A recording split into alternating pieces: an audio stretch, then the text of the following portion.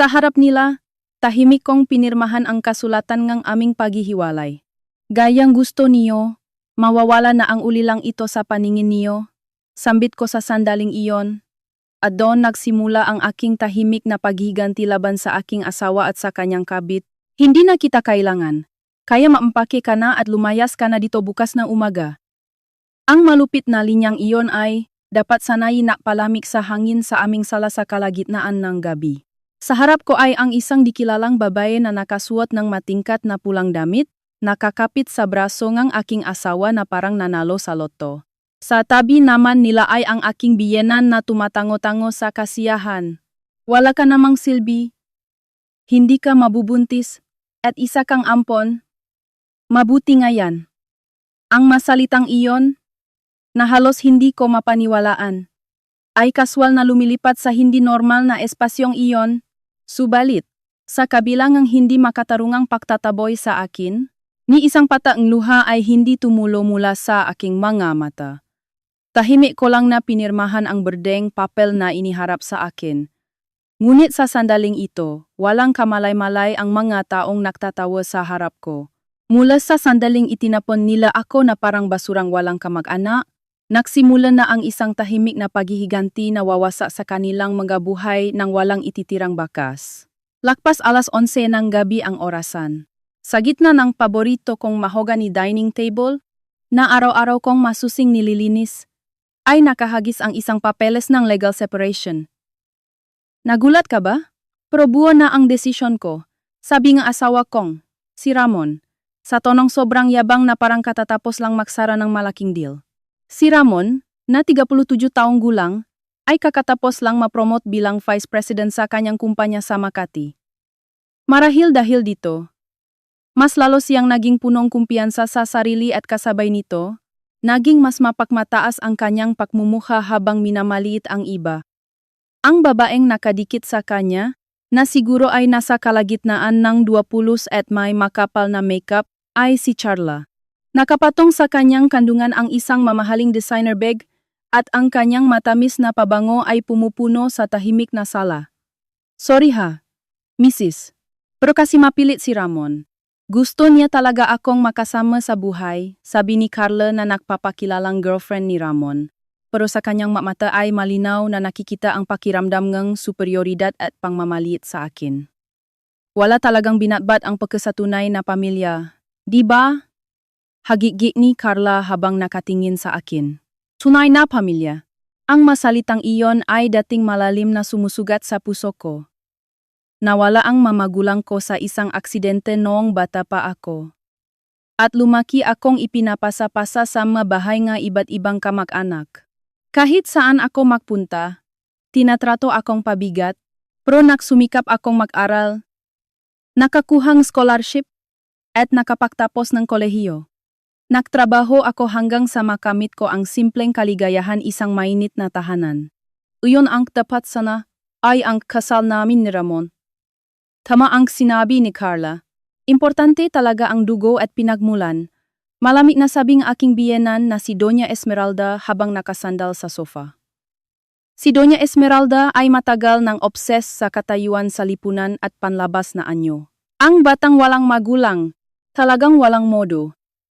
Isang kahihiyan sa pamilya namin na nakpakasal.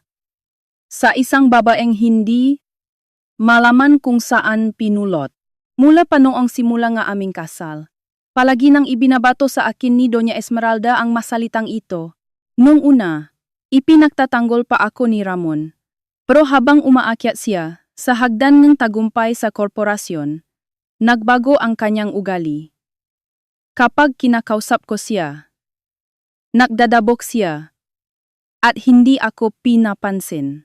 Naging normal nang pagsigaw niya sa malilit na bagay, at kamakailan, madalas na siyang hindi umuuwi ng gabi gaya ngayon.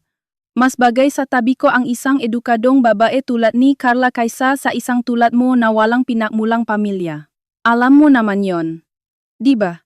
Tumingin sa akin si Ramon na may malamig na mga mata na parang tumitingin sa isang lumang kasangkapan na hindi na kailangan.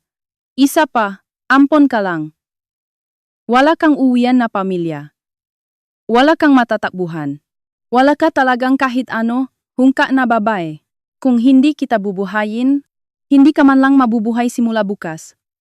Bilang tulong, babayaran ko ang advance deposit mo sa rerentahan mong apartment. Kaya pirmahan mo na yan at lumayas ka na? Habang pinapakinggan ko ang kanyang masalita, napansin ko na ang aking puso ay ganap ng nanlamig. Walang lungkot, walang galit, kahit kawalan ng pag-asa. Tanging isang tahimik na pagtanggap na lamang na, ang nga taong ito ay talagang wala ng pag-asa. Nang makita nilang tahimik lang ako, inakalang tatlo na nasyok ako at hindi makapagsalita. Dali, pirmahan mo na yan. Wala ka namang ibang mapupuntahan eh. Wala ka ng lugar sa pamamahay na ito. Apura ni Doña Esmeralda habang kinakato ang mesa gamit ang kanyang daliri na may mamahaling singsing. Dahan-dahan akong huminga ng malalim at kinuha ang ballpen sa gilid ng mesa. Walang pag-alinlangan. Mabilis kong isinulat ang aking pangalan at nilagdaan ito. Pagkatapos, tahimik kong inurong ang papeles pabalik sa harap ni Ramon. Isang gulat na tunog ang lumabas sa bibig ni Ramon dahil sa sobrang bilis ng aking pagkilos. Inaasahan ba nilang iya ako at magmamakaawa? Dahan-dahan kong itinaas ang aking mukha at tinignan silang tatlo isa-isa. Gayang gusto niyo? Mawawala na ang ampon na ito.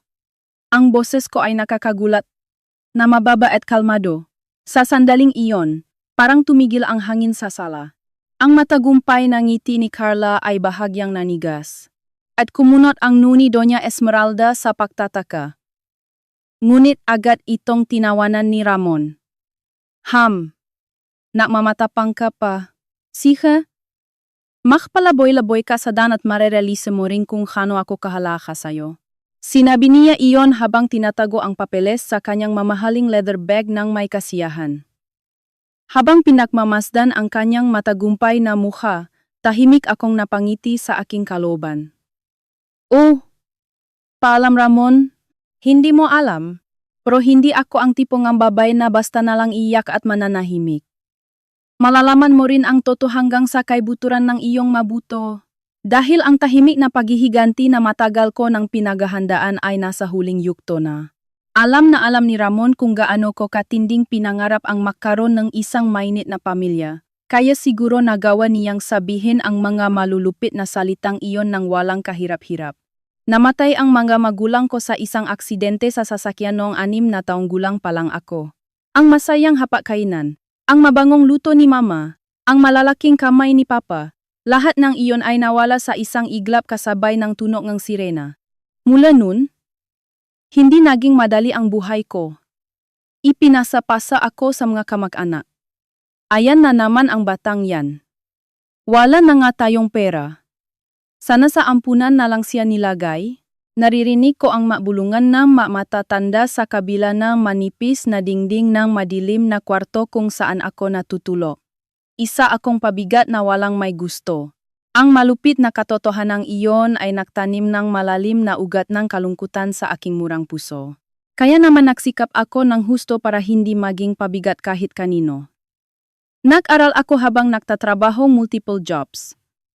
Nakakuha ng scholarship sa isang prestihiyosong universidad sa Maynila at nagtrabaho ng maigi para makamit ang sarili kong kalayaan. At pagkatapos ng matinding pagsisikap, nakamit ko ang isang simple at normal na kaligayahan.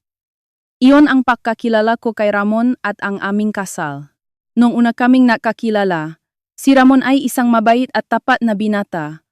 Wala akong pakialam kung wala kang magulang. Patunay lang yan na nagsikap ka mag-isa. Mula ngayon, ako na ang magiging tunay na pamilya mo.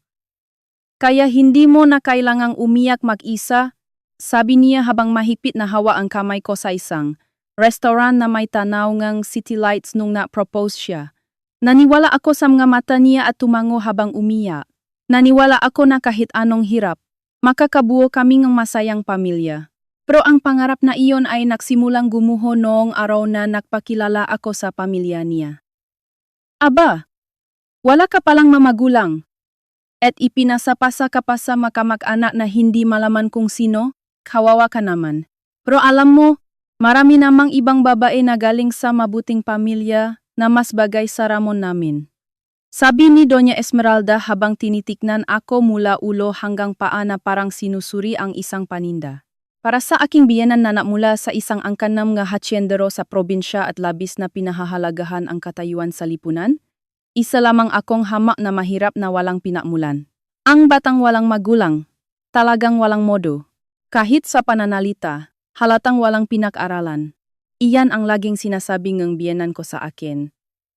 Tuwing may handaan o Pasko sa mansyon ng magulang ni Ramon, hindi ako pinapayagang umupo at ginagawa akong katulong. Sa gitna ng mga kamaanak, ako ang laging pinag-iinitan at sinasabihang, ang batang ito, talagang walang silbi. Ganyan talaga kapag masama ang pagpapalaki. Gayunpaman, sa maunang taon, sinasabi ni Ramon na, huwag mo na lang pansinin si mama, mahal kita, at ipinagtatanggol niya ako. Nakayanan ko ang lahat ng pang-alipusta dahil kakampi ko siya. Pero nagbago ang lahat nung na-promote si Ramon bilang pinakabatang vice president sa edad na 35. Habang nakikisalamuha sa mga mayayaman at makapangyarihang tao, naging obses si Ramon sa kanyang katayuan at imahe. Bilang asawa ngang VP, dapat mag-ayos ka naman. Ang baduy mo manamit, sabi niya. Ang babaeng katulad mo na walang koneksyon ay walang silbi sa pag-angat ko. Ang salitang lumalabas sa bibig niya ay unti-unting naging katulad ng sa kanyang ina. Minamaliit ako bilang isang taong nasa laylayan ng lipunan, naging normal na ang pag-uwi niya ng madaling araw. Kapag hinihintay ko siya, sisigawan niya ako ng, binabantayan mo ba ako? Nakakairita ka. Kapag naman nauna akong natulog, magdadabog siya at sasabihing, pagod ako galing trabaho tapos wala man lang sasalubong sa akin. Kapag may hindi siya nagustuhan, malakas niyang isasara ang pinto at hindi ako kakausapin ng ilang araw. Ang silent treatment at emotional abuse ay naging pang-araw-araw na pangyayari. Huwag kang magmalaki diyan, ako naman ang bumubuhay sa iyo. Kung wala ako, isa ka lang basurang hindi mabubuhay. Iyan ang paborito niyang linya para pahinain ang loob ko. At ang huling straw na sumira sa relasyon namin ay ang pambababay niya. Ang amoyng ibang babae sa damit niya, ang sunod-sunod na notification sa cellphone niya tuwing gabi. Kapag tinatanong ko, sasabihin lang niya na trabaho to. Hindi may intindihan ng isang katulad mo ang mundo ko, sabay tawa. Hindi na tagal bago ko nalaman na may relasyon sila ang kanyang subordinate na si Charla. Ang mabait na tao na nangakong magiging pamilya ko, ay wala na. Ang natitira na lang ay isang malupit na lalaki na nabubuhay para sa kanyang sariling imahe at pagnanasa, at walang pakundangang yumuyurak sa aking pagkatao. Sa loob ng walk-in closet sa kwarto, huminga ako ng malalim. Naririnig ko pa rin ang malaswang tawanan ng tatlo sa sala. Siguro umiyak na yon sa kwarto ngayon. Hayaan mo na siya, Ramon. Ang nakakadiring ampon na yon. Kapag napaalis na natin siya, si Carla na ang magiging bagong donya ngang bahay na to bukas. Habang naririnig ko ang mga walang pusong salitang iyon, kinuha ko ang aking smartphone nang walang nararamdamang emosyon. Nakalagay sa screen ang oras ng pagdating ng moving service na inayos ko na. Sige lang, tumawa kayo hanggat gusto niyo. Ang gabing ito, kung saan iniisip niyo na nakuha niyo na ang lahat mula sa akin. Ang magiging huling mapayapang gabi ngang inyong mabuhay. Sa labas ng bintana, nagsimulang umihip ang isang tahimik na hangin na parang nagbabadyan ng pagsisimula ng aking bagong buhay. Bumukas ang pinto ng kwarto ng padabok. Habang tahimik kong nilalagay ang mga damit ko sa maleta sa harap ng closet, lumitaw sa likuran ko ang tatlo. Mukhang nagsimula na silang mainuman sa sala dahil medyo namumula na ang mukha ni Ramon. At may hawa siyang baso ng mamahaling whisky na kalahati na lang ang laman. Sa likod niya, nakasilip sina Carla at Doña Esmeralda na may mapang uyam na ngiti, parang mamaninila na pinaglalaruan ang kanilang biktima. Aba, nagampake ka na pala agad. Masunurin ka rin pala. Mabilis ka lang kumilos kapag palalayasin ka na, sabi ni Ramon habang nakasandal sa hambangang pinto at pinapatuno ang yelo sa kanyang baso. Sumang-ayon naman si Charla sa kanyang matinis na boses. Mrs., Pakidala na lahat ng baduy mong damit ha. Mainis lang ako kapag nakita ko pa yan dito. Kailangan kong space sa closet para sa mga bagong designer dresses ko. Tama. Ang bahong mahirap ay dumikit na sa kwartong ito. Bukas na bukas din, magpapatawag ako ng professional cleaners para i-disinfect ang buong bahay. Ganito talaga ang nangyayari kapag nakpapasok ka nga basurang babay sa pamamahay mo, sabi ni Doña Esmeralda habang kunwaring naktatakip ngilong at nakpapakawala ng malakas na buntong hininga na nakatuon sa likod ko. Ang masalita nila ay parang matatalim na kutsilyo na sunot-sunot na ibinabato sa akin. Pero ang puso ko ay hindi na natitinag. Ang kanilang malason na salita, na dati ay sumusugat sa akin ng malalim, ngayon ay parang mga nakakatawang biro na lang sa pandinig ko. Huminto ako sa pag-empake at dahan-dahang lumingon. Huwag kayong mag-alala. Dadalhin ko lahat ng gamit ko. Hindi bukas, kundi ngayong gabi mismo. Hindi ko na kayo abalain pa, kaya mahing panatag na kayo. Sa sobrang kalmado sagot ko, kumunot ang nu ni Ramon. Inaasahan niyang mag-iyak ako at magmamakaawa, kaya siguro nakaramdam siyang ang kilabot sa inaakto ko. Ha, nagmamatapang ka pa? Sigaw ni Ramon para itago ang kanyang pakairita. Saan ka pupunta sa ganitong oras ng gabi? Wala ka namang matutuluyan. Siguro maghahanap kang murang motel gamit ang pera ko. Tandaan mo, kapag lumabas kang pinto, wala nang balikan to. Kahit magmakaawa ka pa sa akin balang araw, hinding-hindi kita tutulungan. Magmamakaawa ako sa kanya.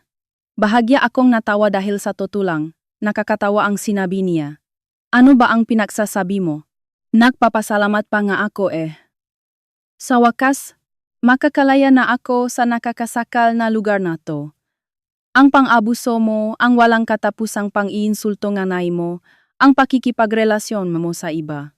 Tapos na ang lahat ng kalokohang yan. Masayang-masaya ako ngayon. Ano? Nabago ang timplang nga mukha ni Ramon. Bilang isang mapamataas na executive na puno ng pride, hindi niya matanggap na ang taong minamaliit niya ay tinawag na kalokohan ang kanyang nga ginagawa. Nanginginig sa galit ang kamay niyang may hawak ang baso. Agad na sumabat si Charla. Hoy, tigilan mo na nga yung pagmamatapang mo. Dapat nga habang buhay kang magpasalamat na ang isang ampon na tulad mo. Ay, pinakasalan ng isang elite executive ng malaking kumpanya tulad ni Ramon.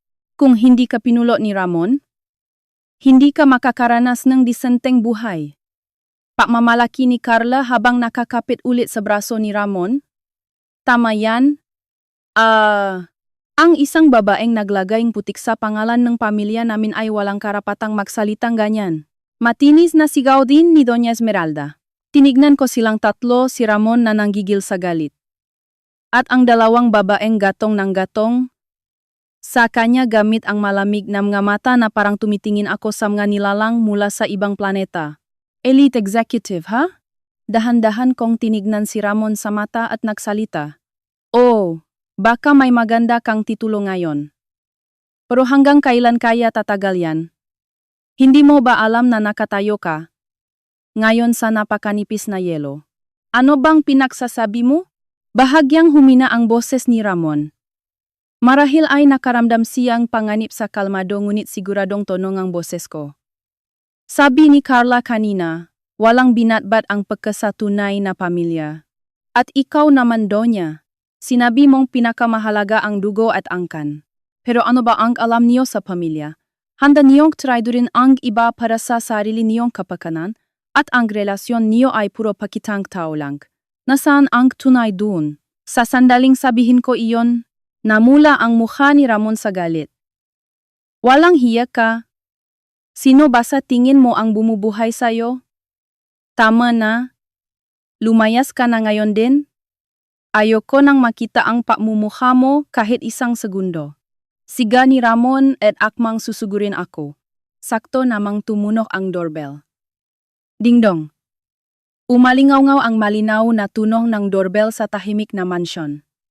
Napahinto silang tatlo at nagulat. Sino? Yan ng ganitong oras? Bulong ni Ramon na natataka. Habang tahimik kong isinasara ang zipper ng aking maleta, sumagot ako. Sila ang moving company na maglalabas ng magagamit ko. Ha? Moving company?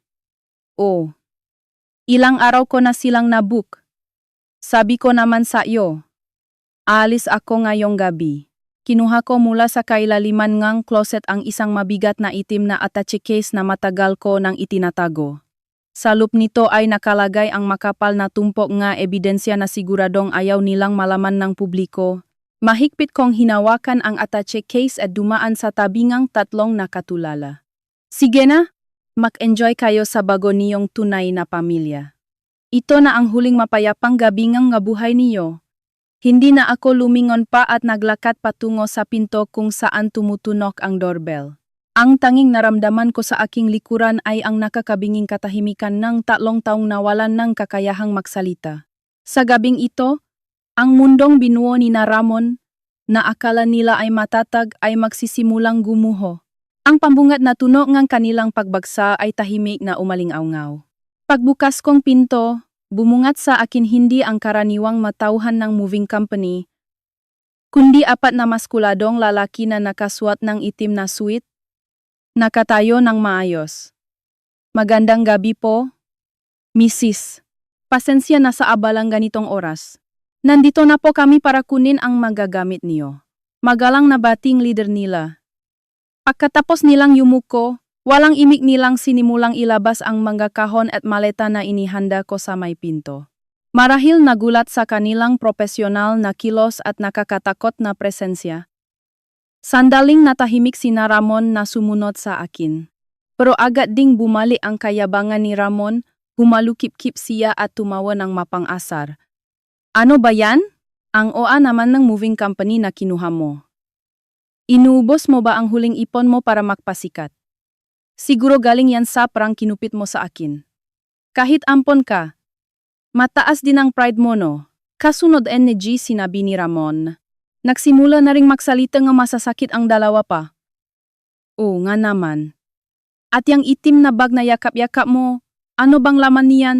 Mga mumurahing damit o basura lang naman siguro, turo ni Carla sa attache case ko habang tumatawa. Wala siyang kaalam-alam na ang laman nito ay ang maebidensyang katiwalian at pakikiapit na wawasak sa buhay nila. Sa bagay, ang baduy mo talaga, Mrs. Hindi ka bagay sa isang elite na tulad ni Ramon. Sabi nga magatao sa opisina, mas bagay ako sa tabi ni Ramon para mas lalo siyang makmukhang kagalang-galang. Sa wakas, makakasama na ang 2 taong nararapat sa isa't isa, sabi ni Carla habang kumakapit kay Ramon. Tama si Carla. Sa wakas, lilinis na rin ang hangin sa pamamahay na ito. Sabi naman ni Doña Esmeralda habang nagpapaypay sa harap mukha niya na parang may mabaho. Nasusuka ako araw-araw sa tuwing naisip ko na humihinga ako ngang parehong hangin kasama ang isang babaeng walang pinagmulan. Ramon, bukas na bukas, masaboy kang asin sa may pinto. Baka malasin pa ang karir mo kapag may naiwang bakas ng malas na yan. Mula ngayon, si Carla na galing sa mabuting pamilya, ang bahala sa bahay na to, kaya panatak na ako. Oh, alam ko yon mama. Hay naku, isang malaking mansa sa buhay ko ang pagpapakasal sa babaeng walang kwenta dahil lang sa awa. Babaeng walang kwenta? Ano na ang nangyari sa mga salita niya nung araw na iyon? Na ililigtas niya ako sa paghihirap at siya ang magiging pamilya ko? Para sa kanya, isa lang pala akong kasangkapan para pakainin ang ego niya o isang katulong habang inaantay niyang umangat siya sa buhay. Sunod-sunod na pang-iinsulto ang ibinato nila sa akin. Pero nakakapagtaka, kalmado ang puso ko. Sa halip na galit, awa ang naramdaman ko sa sobrang kababawan ng mga taong nasa harap ko. Mrs., nailabas na po namin lahat ng gamit, ulat ng lalaking nakasuit. Salamat. Tayo na. Tumango ako sa kanila at akmang lalabas ng pinto nang sumigaw si Ramon mula sa likuran ko. Hoy Maya, makinig ka. Lumingon ako at nakita ko si Ramon na nakahalukip-kip at nakatingin sa akin ng may pagmamataas. Simula bukas, wala ka ng uwian, wala ka ng pamilya. Isa ka na namang nag-isa at basurang ampon. Kahit mamatay ka sa gutom sa daan. Huwag na huwag kang tatawag sa opisina ko para humingi ng tulong. Pero kung luluhod ka sa harap ko at magmamakaawa, baka bigyan kita ng barya. Ha ha ha ha ha! Ang bait mo naman, Ramon. Sayang lang ang barya sa isang ampon. Tawa ni Charla habang pumapalakpak. At tumatango naman si Doña Esmeralda. Ipinaukit ko sa isipan ko ang mga pangit at baluktot nilang mukha. Ibabalik ko sa iyo ang masinabi mo. Pero ako, kahit barya, hindi kita bibigyan. Ano kamo? Akmang magagalit na naman si Ramon. Nang isara ko ang mabigat na pinto ng syon ng may malakas na kalabo. Ang tunog ay umaling-aungaw sa hallway ng kondominium, at ang kanilang maruruming boses ay tuluyan ng naharang ng makapal na bakal na pinto. Dumampi sa mainit kong pisngi ang malamig na hangin ng gabi. Paglabas ko ng lobby, sumakay ako sa passenger seat ng naghihintay na itim na luxury sedan. Sigurado na po ba kayo dito, ma'am? Tanong ng driver na isang matandang lalaki sa kalmadong boses. Hindi siya ordinaryong driver ng moving company. Ang boses niya ay malalim at punong respeto. Oo, sapat na ang nakita ko sa tunay nilang pagugali. Sagot ko habang yakap ang attache case at nakatingin sa bintana sa mga dumadaang ilaw ng lungsod. Simula bukas, burahin mo ang lahat ng bakas ko para hindi na nila ako mahanap kahit kailan. Masusunod po, sa ganitong paraan si Maya, ang walang laban na asawa, ay tuluyan nang nawala sa paningin ni Ramon. Sa oras na ito, siguro ay nagbubukas na sila ngang mamahaling alak para ipagdiwang ang pagkawalangang istorbo sa buhay nila, pero hindi pa nila alam na ang sumunod nilang gagawin para lalo akong ibon sa lusa ay magiging mitsang ang kanilang sariling kapahamakan. Kinaumagahan, matapos kong tahimik na umalis sa mansyon, dinala ako sa isang presidential suite sa pinakamataas na palapag ng isang sikat na luxury hotel sa BGC. Pagkagising ko sa malambot na kama at pagigop ng bagong timplang tsaa habang nakatanaw sa skyline ng Metro Manila, nakaramdam ako ng kapayapaan at kalayaan na hindi ko pa nararanasan noon. Ngunit ang katahimikang iyon ay nabasag ng pagtunong ng aking cellphone. Ang tumatawag ay, ang hetnun ng tahanan ng mag-aanghel, ang ampunan kung saan ako lumaki. Itinuring niya akong tunay na anak at palaging nag-alala sa akin kahit matanda na ako. Hello po, sister. Napatawag po kayong maaga? Masigla kong sagot. Pero sa kabilang linya, narinig ko ang nanginginig at takot na boses ni sister. Maya, salamat sa Diyos. Ligtas ka. Nasaan ka ngayon? Wala ka bang sugat? Wala po akong sugat. Sister, bakit po? Bakit parang taranta kayo? Kasi kanina lang. Tumawag dito si Ramon. Galit na galit siya. Pagkarinig ko sa pangalan ni Ramon, naningkit ang mamata ko. Sinusubukan ni Ramon na isolate ako at tipitin sa pamamagitan ng pag-atake sa mga taong mahalaga sa akin. Ayon kay sister, tumawag si Ramon sa ampunan kaninang umaga at nagsisiga. Tinangayng ampon na yan ang milyon-milyong piso ko at sumama sa ibang lalaki. Kapag nagpunta siya diyan at huminging tulong, huwag niyong papansinin. Kapag pinapasok niyo siya sa bakuran niyo, idedemanda ko kayo sa pagtatago ng kriminal. Kaya kong ipatigil ang mga donasyon sa bulok niyong ampunan gamit ang mga koneksyon ko sa isang iglap. Nanginig ang kamay ko sa galit dahil sa mga kasinungalingan at pananakot niya. Ang dinala ko lang ay ang sarili kong ipon bago kami ikasal at mga personal kong gamit. Ni isang sentimo ni Ramon ay hindi ko ginalaw. Sa katunayan, halos lahat ng gastos sa bahay ay galing sa sweldo ko sa part-time job ko. Ang sweldo ni Ramon ay naubos sa mga luho niya, inuman, at mga regalo sa kabit niya. Maya, kilala kita higit sa lahat. Alam kong hindi mo magagawa yon. Pero sa inaasal ng asawa mo, hindi natin alam kung ano ang kaya niyang gawin. Baka kailangan mong mag-report sa pulis. Ramdam ko sa boses ni sister ang pag-alala at takot para sa akin. Sister, pasensya na po sa abala. Pero huwag po kayong mag-alala. May matutuluyan po ako, at kasinungalingan lang po na nagnakaw akong pera. Hinding-hindi ko po idadamay ang ampunan. Kaya kumalma na po kayo. Sinubukan kong maging kalmado para mapanatag si sister at ibinaba ang telepono. Pagkababa kong telepono, napansin kong may voicemail galing kay Ramon. Nang i-play ko ito, umaling-aungaw sa tahimik na sweet ang pamilyar na boses na punong pang-iinsulto. Hoy Maya, nangingini ka na ba sa takot sa kalsada ngayon? Pagkagising ko kanina, nagulat ako na wala na ang mga basura mong gamit. Pati yung mapinggan na gagamitin sana ni Carla. Dinala mo pa. Napakapatay gutom mo talaga. Pero hindi ubra sa akin ang mga drama mo. Kaninang umaga, pina-freeze ko na lahat ng joint accounts at supplementary cards mo. Tinawagan ko na rin ang paborito mong ampunan at sinabi kong magnanakaw ka. Ngayon, wala ka ng matatakbuhan, wala ka ng pera, at wala nang tutulong sa iyo. Ano? Ramdam mo na ba kung gaano ka kawalang kwenta? Kung luluhod ka at magmamakaawa sa akin bago maggabi, baka bigyan kitang 10,000. Gumapang ka dito at huminging tawad. Biglang naputol ang mensahe. Talagang naniniwala si Ramon na kontrolado niya ang lahat. Ang mga cards at accounts na sinasabi niya ay hindi ko naman talaga ginagamit. Kaya kahit ay freeze niya yon, wala akong pakialam. Pero ang katotohanang inatake niya ang ampunan na nagpalaki sa akin dahil lang sa akala niya ay isa akong kawawang ampon. Iyon ang nagpaalap ng malamig na galit sa dibdib ko. Dahan-dahan akong lumapit sa bintana. Nakikita ko sa ibaba ang Metro Manila na parang malaruan. Ganun na lang ba talaga ang gusto niyang gawin para tapakan ako? Akala ko sapat na ang tahimik na paalis pagkatapos ng lahat ng ginawa niya sa akin. Akala ko sapat na ang panorin silang sirain ang sarili nilang buhay mula sa malayo matapos kong iwan ang divorce papers. Pero lumakpas siya sa linya. Tinakot niya ang ampunan na nakpalaki sa akin at dinamay ang ngawalang kamuwang-muwang na bata. Naniniwala siya na siya ang malakas at ako ang mahina. Na ang nga taong walang kapangyarihan o pera ay dapat lang tapakan at manahimik. Kaya kailangan kong iparating sa kanya ang mensahe. Kung ano ang mangyayari sa taong mapanghusga, kapag natikman niya ang tunay na kawalan ng pag-asa.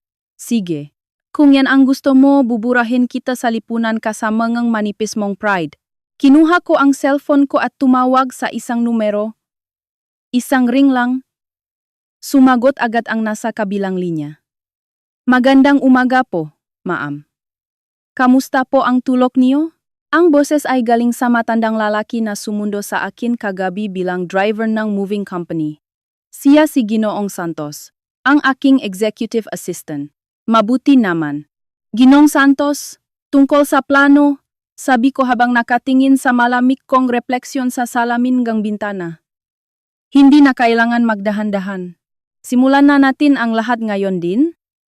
Masusunod po. Pakikilusin ko na agad ang buong pwersa ng perlas ng Silangan Holdings. Hindi pa alam ni na Ramon na ang kawawang ampon na tinatawanan nila ay ang ampon na anak ng founder ng Perlas ng Silangan Holdings. Isa sa pinakamalaking conglomerate na nagpapatakbo ng ekonomiya ng Pilipinas. At ako ang vice president na may hawak ng kapalaran ng kumpanyang pinagtatrabahuhan niya. Makalipas ang ilang oras, kumatok si Ginong Santos sa pinto ng suite at pumasok. May dala siyang makapal na tumpok nga ma-folder. Ma'am, handa na po ang lahat ng dokumentong hiningi niyo. Salamat, Ginong Santos. Humarap ako sa kanya. Hindi na ako ang kaawa-awang asawa na nakaswat ng baduy na damit kagabi. Nakaswat ako ngayon ng tailored dark navy suit na bumabagay sa akin. Nakatayo ng tuwid. Ito ang postura ni Maya, ang vice president ng Perlas ng Silangan Holdings. Ang Perlas ng Silangan Holdings ay isang dambuhalang grupo ng kumpanya na may investment sa iba't ibang industriya sa loob at labas ng bansa. Ang adoptive father ko, si Don Roberto, ang founder at dating chairman. Matapos akong maulila sa edad na 6 at may pasa-pasa sa mga kamaana, napunta ako sa tahanan ng mga anghel.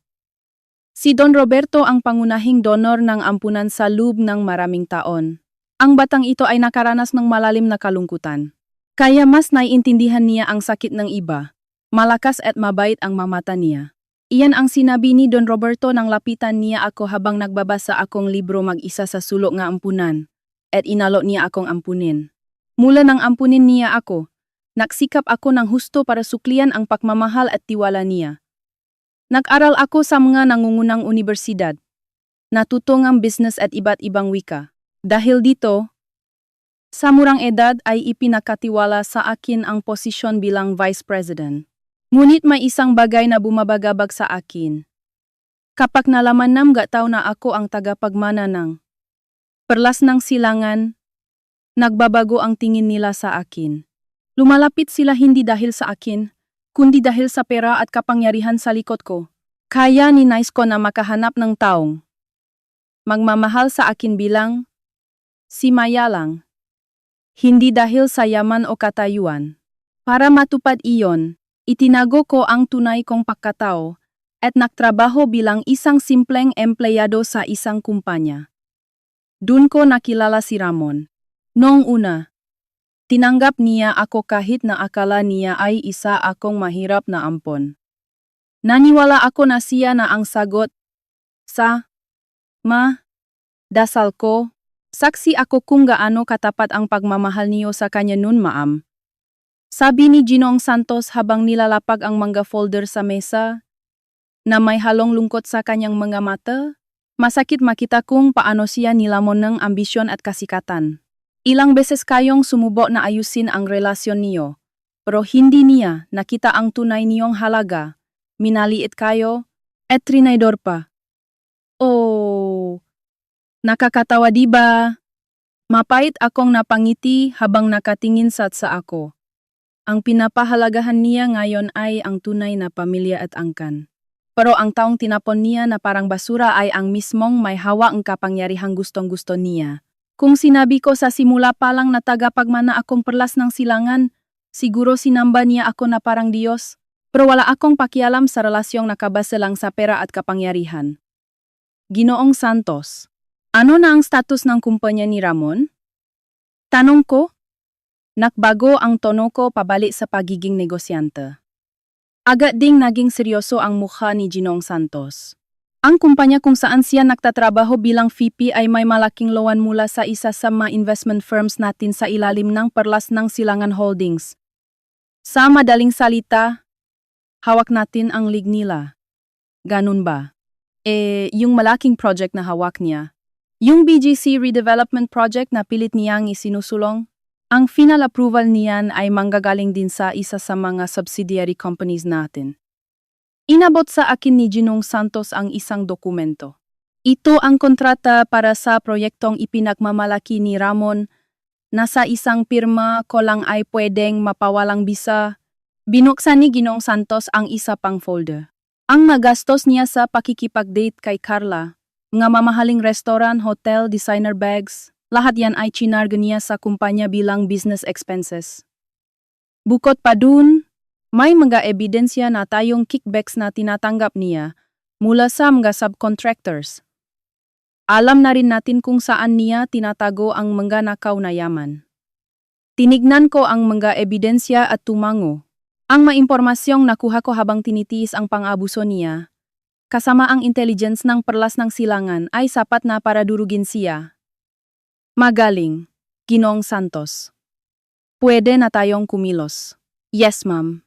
Sa kapangyarihan niyo bilang Vice President, kaya natin silang burahin sa lipunan kahit kailan. Ano pong gusto niyong gawin? Huminga ako ng malalim at tumingin sa langit ng Maynila. Tinawag nila akong kawawa at walang kwentang babae. Tinakot nila ang ampunan ko at dinamay ang nga inosenteng tao. Wala na akong dahilan para mawa pa. Ginoong Santos, tawagan mo agad ang presidente ng kumpanya nila at ipatigil mo agad lahat ng malalaking proyekto na hawa ni Ramon. Huwag kang magbibigay ng dahilan. Basta sabihin mo lang na kanselado na ang makontrata. Masusunod po. Yumuko si Ginoong Santos at lumabas ng kwarto. Napangiti ako sa sarili ko sa salamin. Sige Ramon, namnamin mo ang pakiramdam habang gumuguho ang posisyon at perang pinakamamahal mo. Nagsisimula pa lang ang tunay na impyerno. Nang hapong iyon sa opisina ni Ramon sa Makati, Nakaupo siya ng kampante sa kanyang mamahaling leather chair habang humihigop ng kape. Hay, siguro yung gampon na yon, naagawan na sila nga pakain ng mga pusa sa kalye ngayon. Ha ha ha. Ramon talaga. Ang baduy naman ng mga taong nasa laylayan? Tawa ni Carla na nakaupo sa sofa. Suot ang maikling palda. Naniniwala silang dalawa na sila ang panalo at ako ang talunan na umiiyak sa kung saan.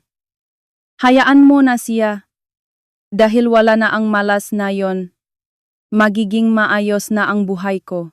Kapag nagtagumpay ang BGC Redevelopment Project, siguradong magiging board member na ako sa susunod.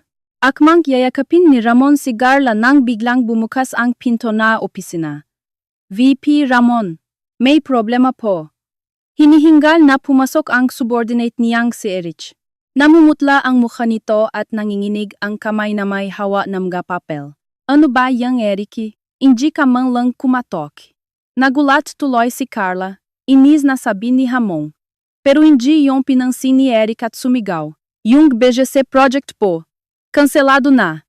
Kakadating lang notice mula sa main investor natin na tinatapos na nila ang kontrata. Ano? Hinablot ni Ramon ang papel mula kay Eric. Nakasulat doon ang malamig na desisyon na kanselahin agad ang kontrata. Anong ibig sabihin nito? Lokohan ba to? Magsisimula na ang construction? Paano ang penalties? Tawagan mo agad sila? Habang nagsisisigaw si Ramon, sunod-sunod na tumunok ang nga telepono sa kanyang mesa. VP, tumawag ang supplier ng materyales. Kina-cancel daw nila lahat ng orders para sa susunod na buwan. Pati po yung partner natin sa Cebu. Gusto na ring tapusin ang kontrata. Sunod-sunod na dumating ang masasamang balita mula sa mga tauhan niya. Nakagulo sa opisina na parang sinindihan ng apoy. Sa loob lang isang oras, ang mamalalaking kliyente na akala ni Ramon ay nakuha niya dahil sa galing niya ay sunod-sunod na nawala na parang domino. Anong nangyayari? Tanungin niyo ang dahilan. Bakit? Pero iisa lang ang sagot ng lahat ng kumpanya. Decision ng nakakataas. May malalang issue sa compliance. Sa gitna ng gulo, tumunok ang intercom mula sa opisina ng presidente. Ramon, pumunta ka dito sa opisina ko ngayon din. Ramdam sa boses ng presidente ang matinding galit. Sir. Ano pong ibig sabihin nito? Pagpasok ni Ramon sa opisina, nakita niya ang presidente na nagahagis ng ashtray sa sahig sa sobrang galit. Ako dapat ang nagtatanong niyan. Ano bang kalokohan ang ginawa mo sa likod ko? Wala po akong ginagawa. Tapat po akong nagtatrabaho para sa kumpanya. Sinungaling. Dumagundong ang boses ng presidente. Kakadating lang ng final notice mula sa main investor natin, ang investment arm ng Perlas ng Silangan Holdings. Nawi-withdraw na nila lahat ng pondo nila. Ang dahilan? Dahil daw sa matinding paglabag sa compliance at breach of trust ng isang partikular na tao sa kumpanya natin. Nang marinig ang pangalang Perlas ng Silangan Holdings, halos hindi makahinga si Ramon. Kapag binitawan silangang Perlas ng Silangan, magsasara ang kumpanya nila sa loob ng isang buwan. Hindi lang ang proyekto mo ang damay. Buhay ng buong kumpanya ang nakasalalay dito. Kung ang kalokohan mo ang dahilan kung bakit nagalit ang Perlas ng Silangan sa Santa kaagad.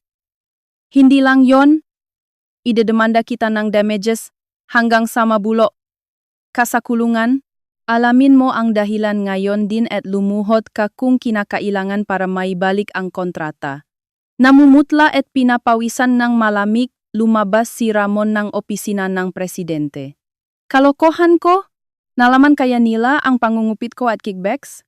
Hindi. Impossible. Sigurado akong naitago ko yon ng maayos. Habang bumubulong sa sarili, bumalik siya sa mesa niya. Biglang tumunok ang personal niyang cellphone. Nanay niya ang tumatawag. Nanginginig niyang sinagot ito at agad na bumungat sa kanya ang tili ni Doña Esmeralda.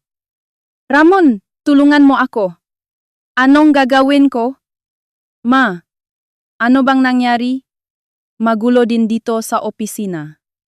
At tadu, yung negosyo ko, mawawala na. Kakapunta lang ditong bank manager galit na galit.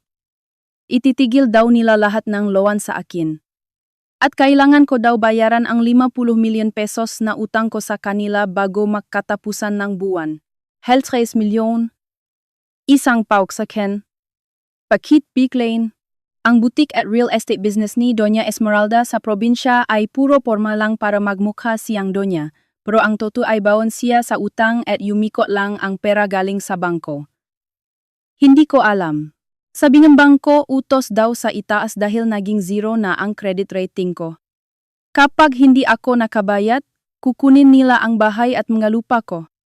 Ramon, di ba elite executive ka? Gawan mong paraan. Umiyak na nagmamakaawa ang biyenan ko na dati ay puro sermon lang ang alam gawin. Ma, kumalma ka. Maski ako dito, nasa alanganin. Habang nagsasalita si Ramon, may pumasok na nakakatakot na ideya sa isip niya. Ang kanselasyon ng malalaking kontrata sa kumpanya, ang galit ng dambuhalang perlas ng Silangan Holdings, at ang biglaang pagbawi ng bangko sa mga loan ng nanay niya, lahat ng ito ay nangyari ng sabay-sabay sa loop lang ng isang umaga. Hindi pwedeng coincidence lang to. May isang makapangyarihang tao na sadyang sumasakal sa kanila. Pero sino naman ang mag-aksayang panahon at kapangyarihan para sirain ang isang tulad niya? Biglang pumasok sa isip niya ang imahe ko kagabi, tahimik na lumalabas bitbit ang attaché kasi na may malamig na tingin.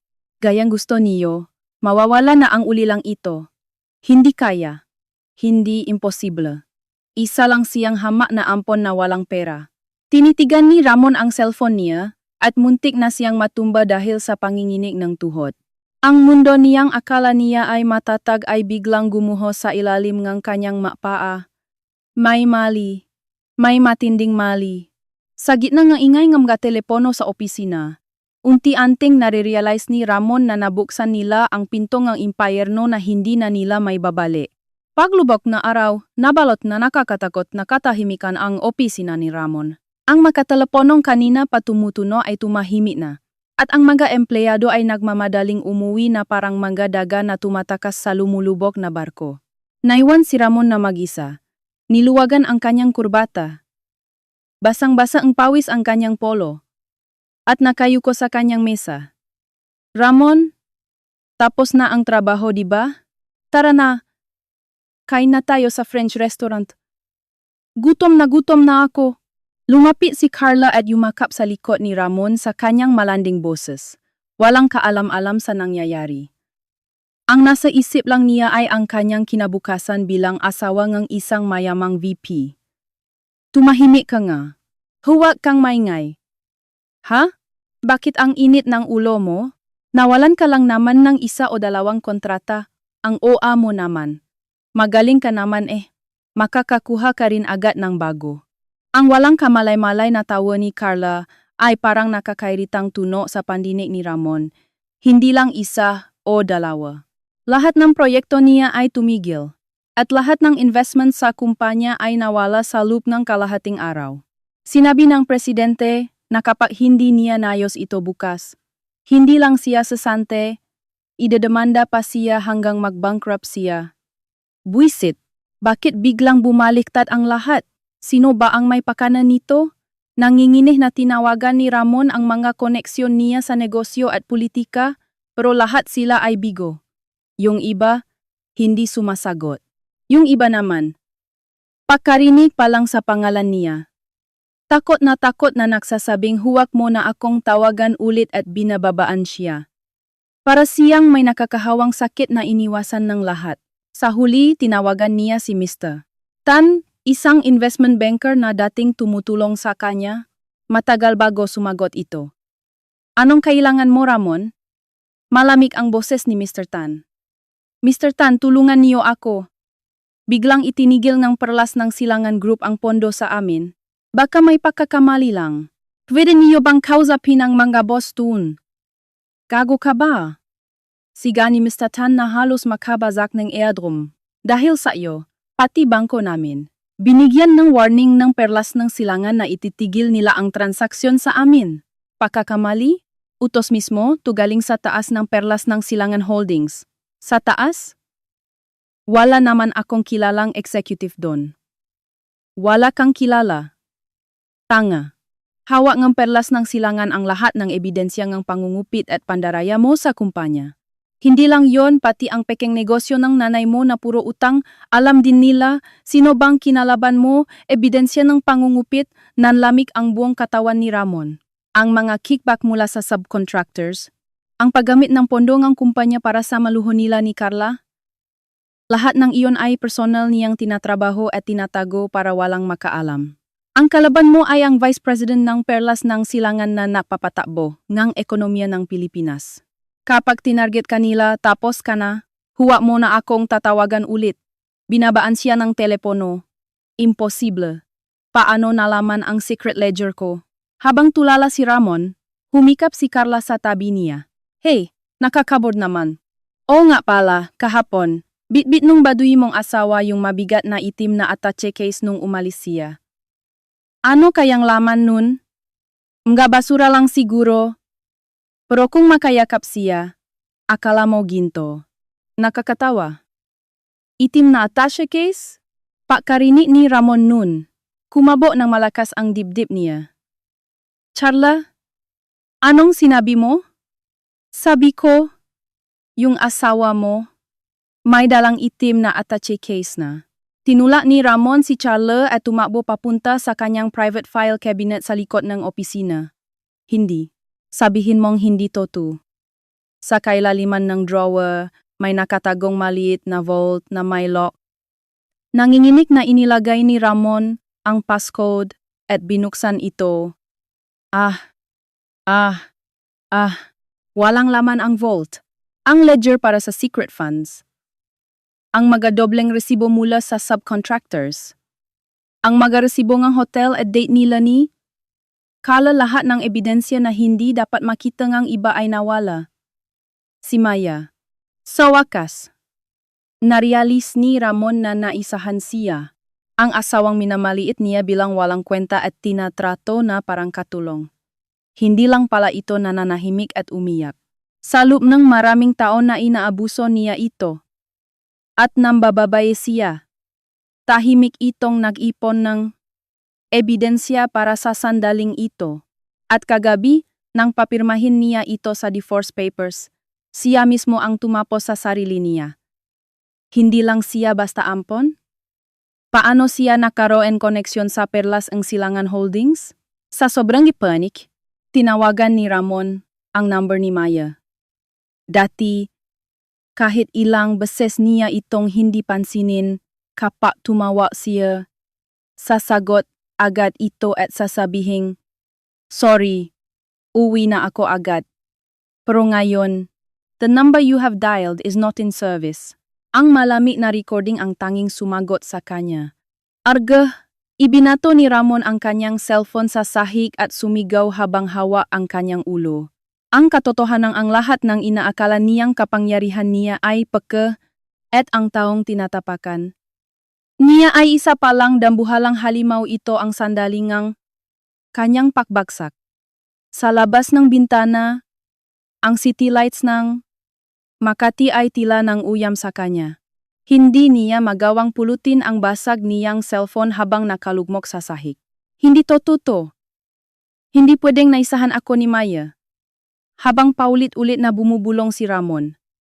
Nawala ang ngiti sa mukha ni Carla. Teka lang Ramon, kanina ko pa naririnig.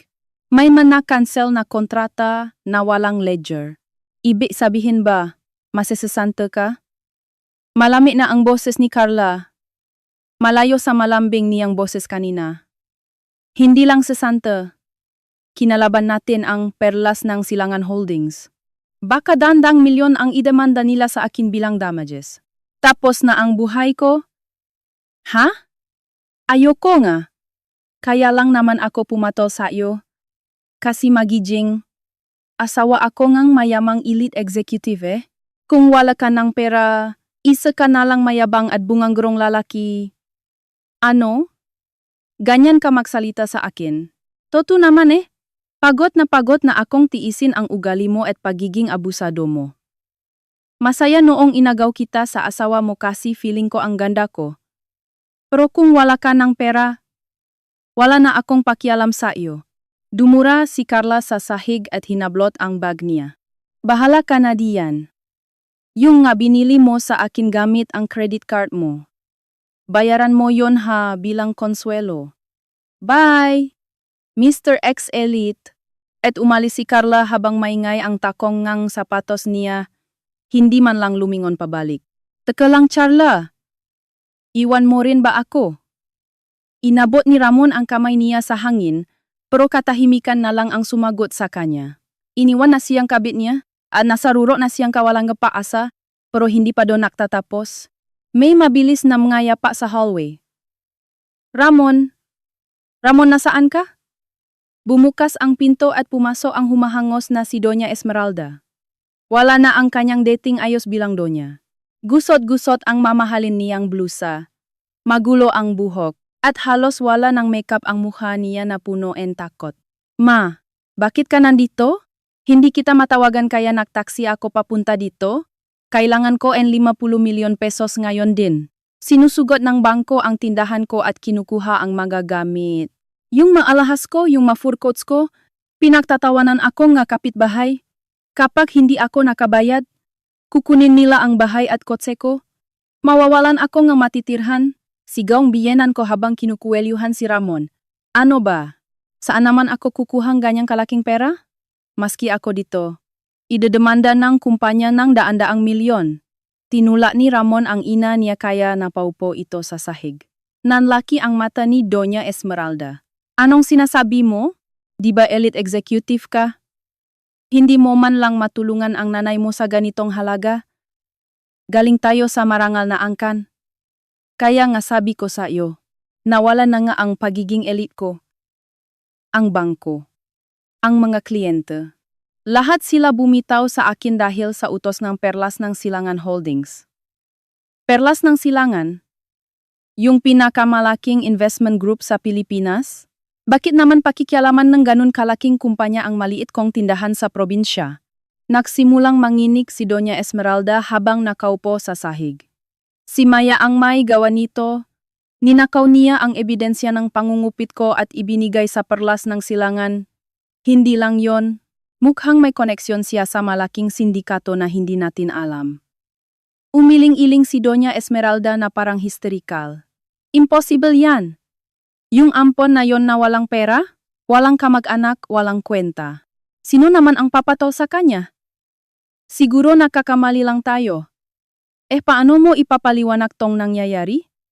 Pagkatapos natin siyang palayasin kagabi. Nangyari lahat to. Hindi pwedeng coincidence lang to. Sa sigaw ni Ramon, natahimik si Doña Esmeralda at umiyak na lang habang nakatakip ang mukha. Bakit nangyayari to? Ang perpekto kong buhay. Bakit dahil lang sa babaeng yon? Huwag kang ang umiyak diyan. Kapag hindi natin to nayos, burado na tayo sa lipunan. Kailangan nating mahanap si Maya at lumuhod para humingi ng tawad. Sinubukan ni Ramon na tawagan ang ampunan gamit ang basa niyang cellphone dahil iyon lang ang alam niyang pwedeng puntahan ni Maya. Pero ang narinig lang niya ay, "The number you are calling has blocked your number." Buisit! Bakit ba? Sinubukan ni Ramon na kontakin ang mga kaibigan o kakilala ni Maya. Pero doon niya na-realize ang isang malupit na katotohanan. Sa loob ng ilang taon nilang pagsasama, dahil wala siyang pakialam kay Maya, wala siyang alam kahit isa man lang sa mga kaibigan nito, hobbies, o paboritong puntahan. Ano bang alam ko tungkol sa kanya? Ang 2 taon na laging minamaliit si Maya dahil wala itong pamilya at walang kwenta, ngayon ay nanginginig sa takot dahil sila naman ang itatapon ng lipunan na parang basura. Ang takot nila ay mas lalo pang titindi hanggang sa harapin nila ang pinakamatinding katotohanan. Sumikat na ang araw. Sa loob ng mainit na opisina dahil nakapatay ang aircon, nakalugmok sa sahig sina Ramon at Doña Esmeralda. Pagod na pagod matapos magdamag na magtawag kung kani-kanino para humingi ng tulong, pero lahat sila ay tinanggihan. Tapos na ang buhay ko. Nakatitik sa kisame si Ramon na may dark circles sa mata at tumutubo na ang balbas. Sa tabi niya, Nakatulala ang ina niya habang hawak ang gusot na blusa at bumubulong-bulong. Hindi ako makapaniwala.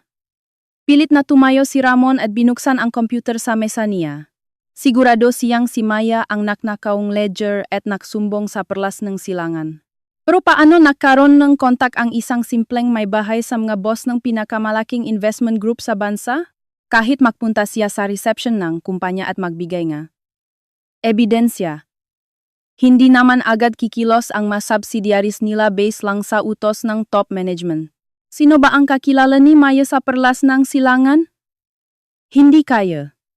Kabit siya ngang isa sa mga executives dun? Habang nag-isip si Ramon ng masasamang hinala, biglang narinig niya ang boses mula sa malaking TV sa opisina na nakabukas sa isang morning news program. Susunod na balita. Special feature. Ang dambuhalang investment group na Perlas ng Silangan Holdings na sinasabing nagpapatakbo ng ekonomiya ng Pilipinas mula sa likiran ay ipapakilala na sa publiko ang kanilang bagong leader na matagal nang itinatago. Perlas ng Silangan? Nagulat si Ramon at tumingin sa TV. Lumapit din si Doña Esmeralda at halos idikit ang mukha sa screen. Ipinapakita sa TV ang isang malaking press conference sa ballroom ng isang luxury hotel. Sa gitna ng walang humpay na flash ng makahamera, nakahanay sa stage ang mga bigating executives ng iba't ibang kumpanya.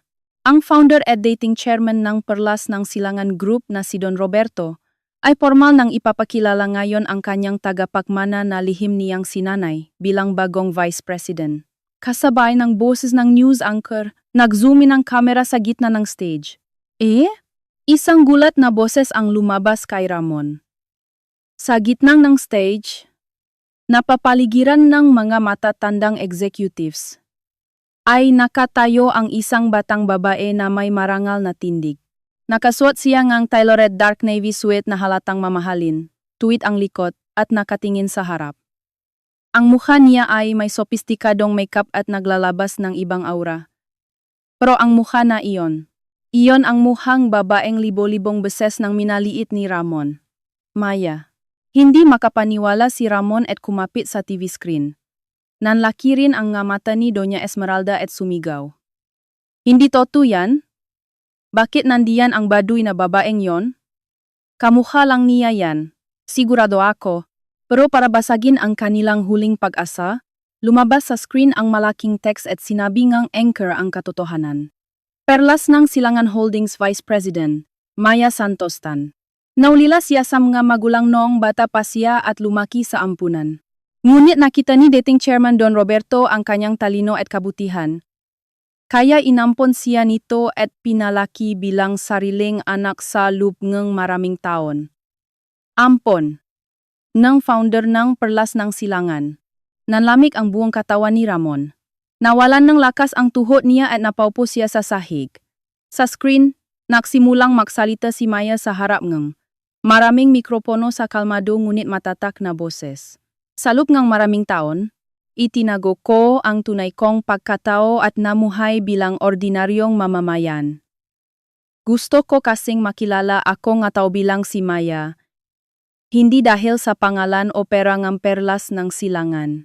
Pero sa prosesong iyon, marami akong nakitang nga hangal na tao na humuhusga sa kapwa base lang sa katayuan o angkan, at walang pakundangang nananakit ng iba. Ang masalitang iyon ay para sa publiko. Pero para kay Ramon, parang direktang nakatingin si Maya sa mga mata niya at kinakausap siya. Bilang Vice President M. Perlas M. Silangan Holdings, sisiguraduhin ko ang mahigpit na pagsunod sa compliance. Hindi kami makikipagtransaksyon sa anumang kumpanya o individual na yumuyurak sa dignidad ng tao. Ito ay personal kong desisyon. Ang nga mata ni Maya na hindi natitinag sa harap nga kamera ay parehong-pareho nga matang tumingin kay Ramon nang malamig noong gabing umalis ito sa mansyon. Isang nanginginig na tunog ang lumabas sa lalamunan ni Ramon. Ampon. Walang magulang. Walang kwentang babae. Ang asawang tinatawag nilang ganun, pinagtatawanan, minamaliit, at inaabuso. Hindi pala ito simpleng ampon lang. Siya ang nasa tuktok ng dambuhalang grupo na nagpapatakbo ng ekonomiya ng bansa. Ang kumpanyang pinagtatrabahuhan ni Ramon ang bangkong nagpautang sa tindahan ng nanay niya. Lahat ng iyon ay kayang kontrolin ni Maya sa isang piti lang ng daliri. Hindi to tu. Hindi to tu. Sumigaw si Ramon habang hawak ang ulo niya na parang nasisiraan ng ang bait. Nung sinabi niyang, kung wala ako, hindi ka mabubuntis, ano kaya ang nasa isip ni Maya habang nakatingin sa kanya? Narealize ni Ramon kung gaano siya katanga, kayabang, at kung gaano kalaki ang nawala sa kanya. Nagpagulong-gulong siya sa sahig habang umiyak. Walang kwenta ang angkan o tunay na pamilya para Italisya. Ako mismo ang nagtapon ng pinakamalaking swerte sa buhay ko sa basura. Si Doña Esmeralda naman ay nakaupo lang sa harap ng TV, nakatulala, habang tumutulo ang luha at sipon. Napakayaman palang Doña niyan.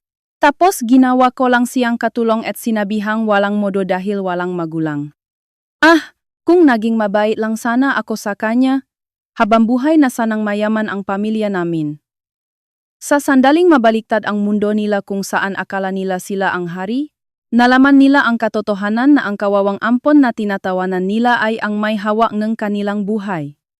Ang matinding pagsisisi at kawalan ng pag-asa ay lumamon sa kanilang dalawa. Pero hindi pa tapos ang parusa sa kanila. Nag-iba na ang balita sa TV at ipinapalabas na ang masayang horoscope segment. Pero sa opisina ni Ramon, balot pa rin ng nakatakot na katahimikan. Patuloy lang sa pag-ungol si Ramon sa sahig. Ang asawa niya ay hindi lang ampon, kundi boss ng pinakamalaking kumpanya sa bansa. Sa harap ng katotohanang iyon, nadurog ang kanyang pride at ang natira, na lang ay takot na mawala ang lahat.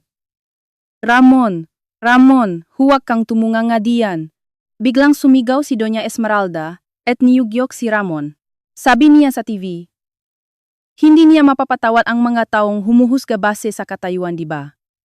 Ibig sabihin, toto na minahal ka niya at pinakasalan ka niya kahit hindi niya alam ang tunay mong halaga. Kung ipapaalala mo sa kanya ang pagmamahal niyo dati, baka patawarin ka niya. Nakakatakot ang kislap sa mata ng biyenan ko na puno ng kasakiman at takot. Uhaw sa pagmamahal ng pamilya ang batang yon. Kaya kung luluhod tayo at sasabihing magsimula ulit tayo bilang tunay na pamilya. Maawa siya sa atin. Tama. Kapag bumalik siya, mapapasa atin ang lahat ng yaman ng Perlas ng Silangan Holdings. Sobrang makasarili at nakakatawa ang mga sinasabing ng biyenan kong nawawala na sa sarili. Nakalimutan na niya kung paano niya tinrato si Maya na parang basahan.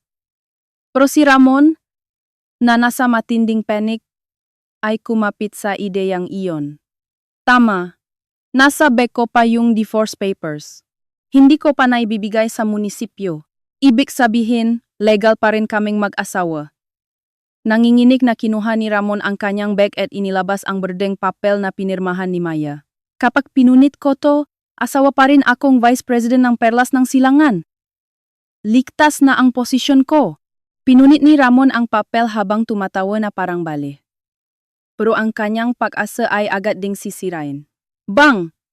Bumukas ulit ang pinto ng opisina ng malakas. Ang kakapal din naman ng mukha niyo. Ramon, nakatayo doon ang presidenteng kumpanya, pulang-pula ang mukha sa galit. Sa likod niya ay mga lalaking nakasuit at mga security guard. Sir, may misunderstanding po. Asawa ko si Maya. Kakausapin ko siya sa Perlas ng Silangan para. Tumahimik ka. Hanggang ngayon, nailusyon ka pa rin.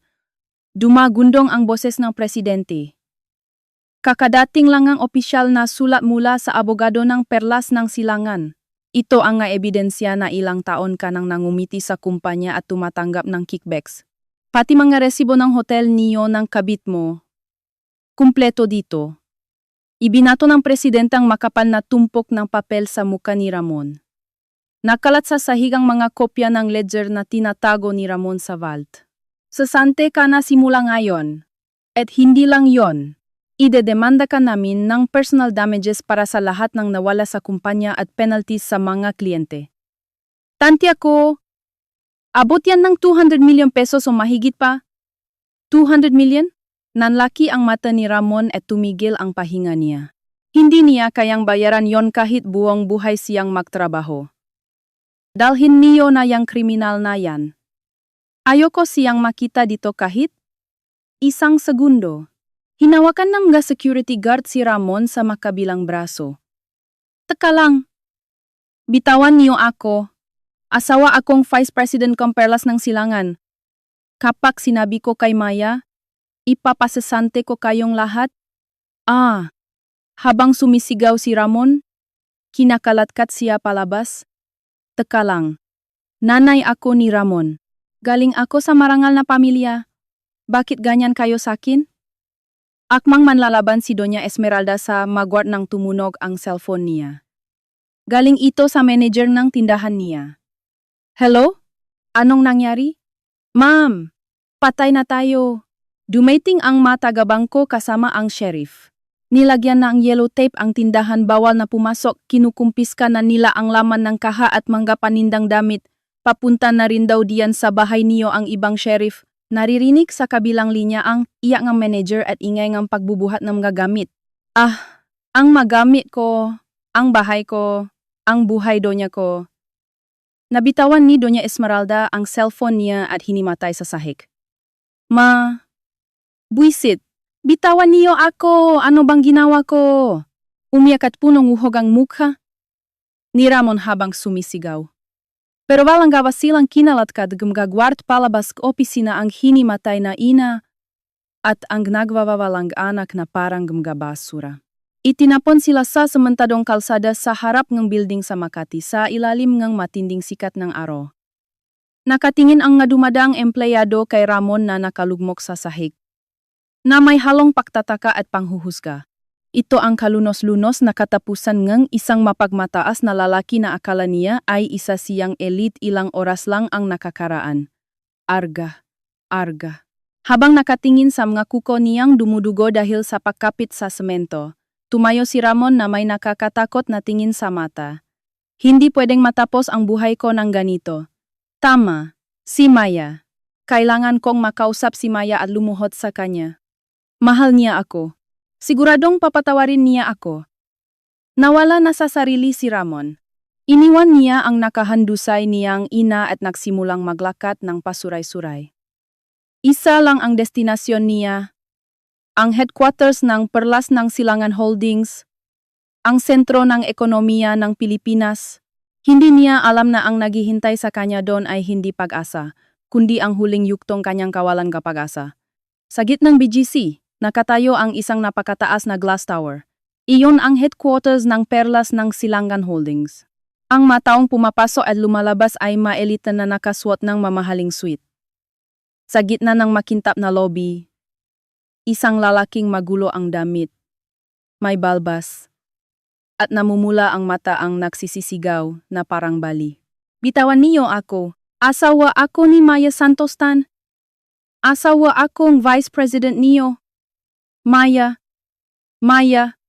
lumabas ka diyan.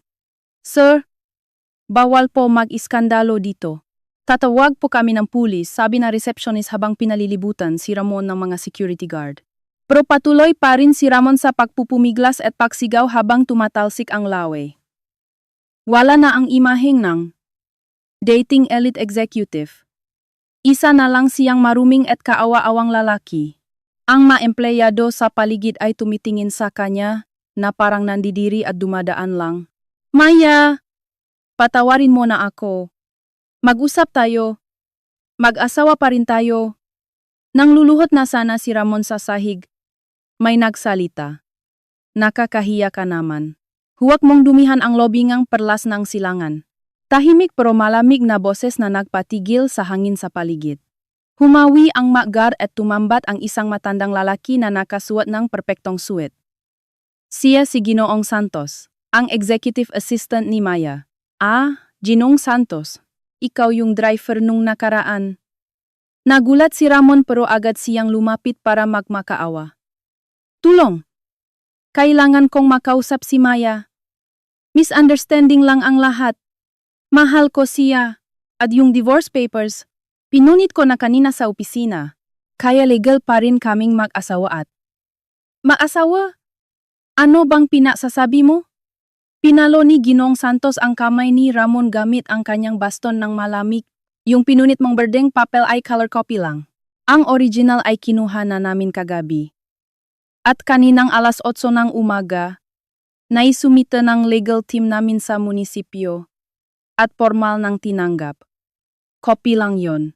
Kaya ngayon, wala ka ng kaunayan kay VP Maya Santos tan kahit sa papel. Isa ka na lang estranggero.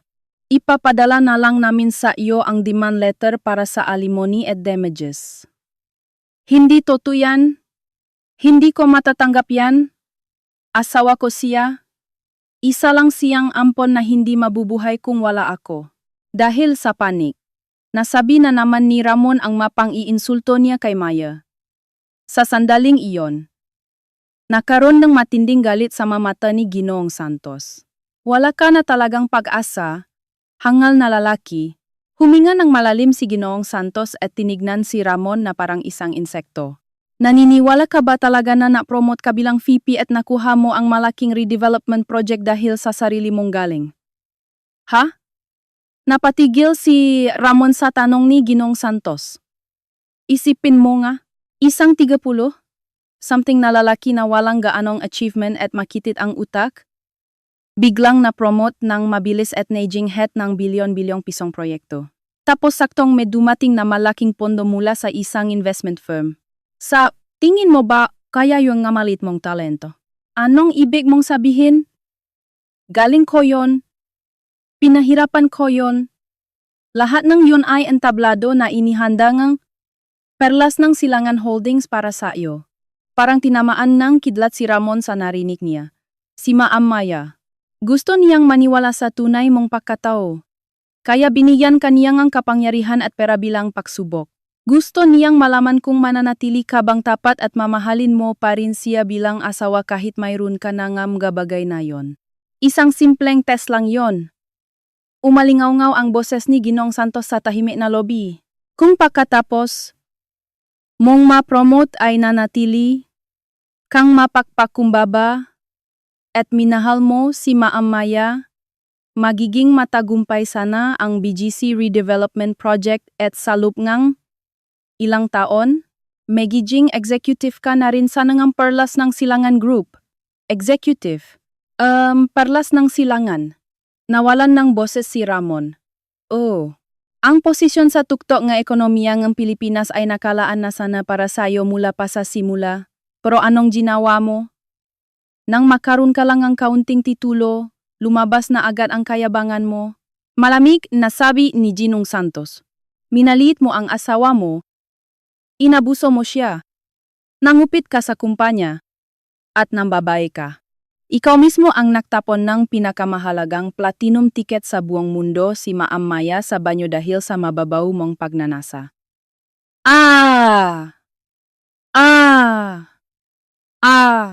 Bumuhos ang luha sa mga mata ni Ramon. Ang elite status na ipinagmamalaki niya at ginagamit niya para maliitin si Maya ay laruan lang pala na ibinigay ng pamilya ni Maya sa kanya. Hindi siya magaling. Hindi siya espesyal. Isa lang siyang nakakatawang payaso na sumasayaw sa palat ng kanyang asawa na parang Diyos sa kapangyarihan at kabaitan.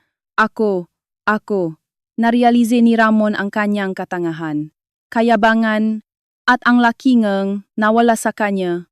Inuuntok niya ang ulo niya sa marble floor ng lobby habang umiyak na parang hayop. Maya, patawarin mo ako. Tanga ako. Isa pang pagkakataon. Please. Kahit dumudugo na ang no niya sa pagmamakaawa, hindi naawa si Ginong Santos at tumalikot na. Umalis ka na. Siguraduhin niyong hindi na siya makakalapit kay VP Maya. Kinalad ka ng mga guard si Ramon palabas ng building at itinapon sa malamig na aspalto na parang basura. Pagtinggalan niya, nakita niya ang dambuhalang building ng Perlas ng Silangan Holdings na kumikinang sa sikat ng araw. Tila tinatanggihan siya magpakailanman. Ang parusa sa lalaking humuhusga sa iba at nananakit ng kapwa ay ang pagharap sa malupit na katotohanan na ang buong buhay niya ay isang malaking kasinungalingan mula sa simula. Sa pinakamataas na palapa ng Perlas ng Silangan Holdings Headquarters, Ang opisina ng Vice President ay may mabigat na mahogany desk at minimalist na interior. Nakatayo ako sa harap ng malaking bintana at tahimik na nakatingin sa Metro Manila sa ibaba. Ang makotse at tao ay parang mga langgam. Dati, sa maliit na mundong iyon, namumuhay ako nang may takot sa mga salita ni Ramon at tinitiis ang pang-iinsulto ng biyenan ko. Ngayon, parang napakalayo ng mga alaalang iyon. Tok-tok, bumukas ang pinto. VP Maya, nakabalik na po ako. Salamat, Ginong Santos. Mukhang maingay sa baba kanina ah. Hindi ako lumingon mula sa bintana habang nagtatanong. Lumapit si Ginoong Santos sa likuran ko at yumuko. Opo, nagwala po sa lobby si Ramon na kasesasante lang kanina. Naayos ko na po ang lahat at pinaitin ko na ang seguridad para hindi na siya makalapit dito kahit kailan. Hindi na po kayo maabala pa. Ganun ba? May sinabi ba siya? Puro pagmamakaawa po. Sinisigaw niya na asawa niyo daw siya habang nakaluhod at umiyak. Humihingi po siyang isa pang pagkakataon. Napabuntong hininga ako nang marinig ko yon. Isa pang pagkakataon. Hindi niya alam kung gaano ko katagal hinintay ang mga salitang yan noon. Noong nagsisimula pa lang siyang maging abusado at mambabae, ilang beses ko siyang sinubukang kausapin. Alam kong busy ka sa trabaho, pero pwede ba tayong mag-usap? Kung may mali sa akin, babaguhin ko. Sana ngumiti ka ulit gayang dati. Ilang beses akong lumapit sa kanya. Pero sa tuwing gagawin ko yon, sinasabi niya lang na, ang isang ampon na katulad mo na nasa laylayan ng lipunan, huwag kang magmamagaling sa akin. At tinatapakan ang puso ko. Huli na ang lahat. Idinikit ko ang kamay ko sa bintana at tiniknan ang lungsot gamit ang malamig na mga mata. Pagkatapos mong durugin ang tiwala ng isang tao at sugatan ang puso niya, hihingi kang ang second chance? Walang ganong magic sa totoong buhay. Tama po kayo. Tumango si Ginong Santos at inilapag ang folder sa mesa. Tapos na po ang lahat ng transaksyon tungkol sa kanila. Gusto niyo po bang malaman ang kasalukuyang kalagayan nilang tatlo? Sige. Sabihin mo sa akin. Humarap ako at umupo sa upuan ko. Nagsimulang magulat si Ginoong Santos sa kalmadong boses. Una, tungkol sa biyenan niyo. Ang butik at real estate company niya ay tuluyan nang nagsara ngayong araw. Dahil sa pagbawing ng bangko sa mga loan, nakumpiska lahat ng inventory. Gamit sa bahay, at mga designer items, at alahas na binili niya gamit ang utang. Nangyari na ang pinakakinatatakutan niya ang mapahiya sa publiko. Opo, pinausapan na siyang makapitbahay niya, at pinalayas siya sa bahay niya ngayong gabi. Wala na siyang malapitang kamaanak kaya nagpapalipat-lipat na lang siya sa mga murang motel ngayon. Pero hindi natin alam kung hanggang kailan yon tatagal. Si Doña Esmeralda ay obses sa angkan at dugo ng mga bagay na wala namang katuturan at patuloy akong minamaliit. Pero ang bumubuo sa pagkatao niya ay puro utang at kayabangan lang. Ngayong natanggal na ang maskara niya, walang tunay na pamilya ang tutulong sa kanya. Pangalawa, si Carla na kabit ni Ramon. Nang malaman niyang baksak na si Ramon, agad niya itong iniwan at tumakas. Bahagyang napangiti si Ginoong Santos. Pero ang mga binili niyang designer items gamit ang credit card ni Ramon ay nakapangalan sa kanya. Dahil frozen na ang account ni Ramon at hindi na siya makakapagbayad, si Carla ngayon ang may sagutin sa milyon-milyong utang. Sinisinggil na siya ng mga credit card companies at sa lit ng sweldo niya, siguradong magdedeklare din siya ng bankruptcy. Yung babaeng tumatawa na walang binatbat ang peke sa tunay na pamilya, sa huli, pera lang din pala ang habol. Tama po. At panghuli, si Ramon.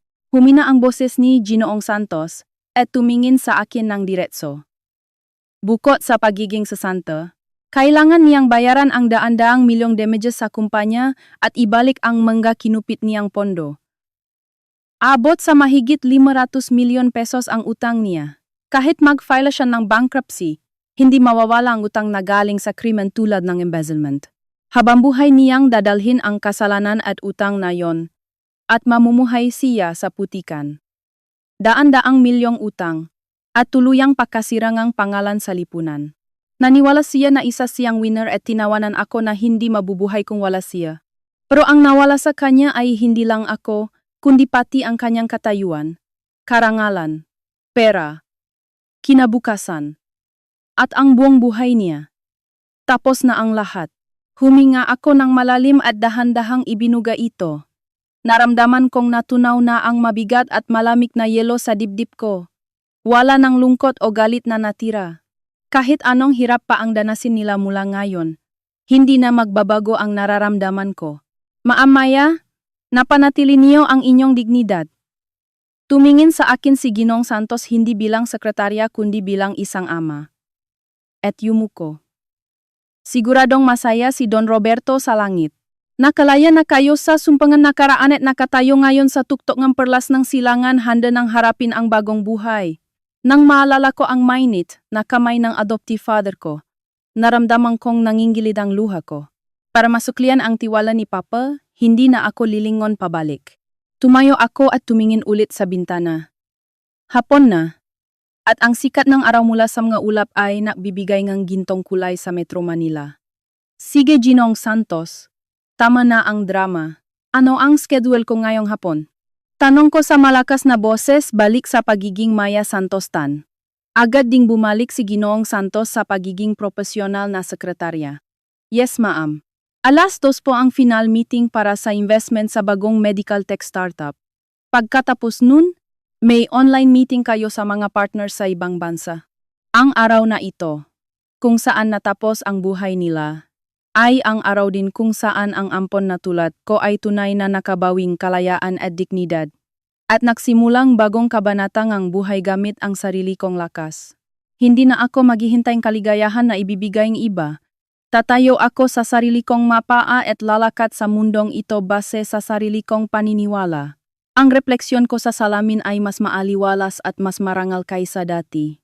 Kalahating taon na ang nakalipas mula nung pinirmahan ko ang divorce papers at umalis sa mansyon.